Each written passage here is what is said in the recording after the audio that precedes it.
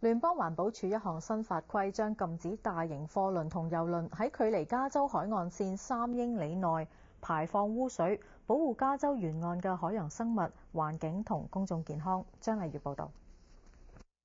聯邦環保署行政長官 Jared Blumenfeld 今日正式簽署法規，禁止超過300噸嘅大型商業貨輪及郵輪喺加州所有海域3英里內排放污水。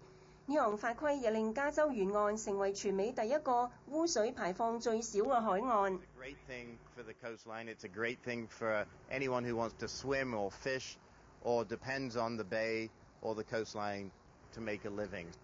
經過加州政府不斷努力，環保署終於批准實施呢項法規，可以令加州沿岸超過5200幾平方英里嘅區域受到保護，每年可以減少2000萬加侖污水排放。In 1 week, an average cruise ship generates 210,000 gallons of human sewage, enough to fill approximately 10 swimming pools.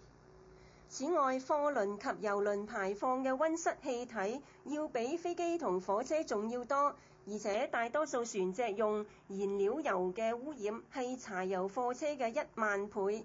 因此，法例唔單止有助保護加州沿岸嘅海洋生物，同時亦能保護環境同埋公眾健康。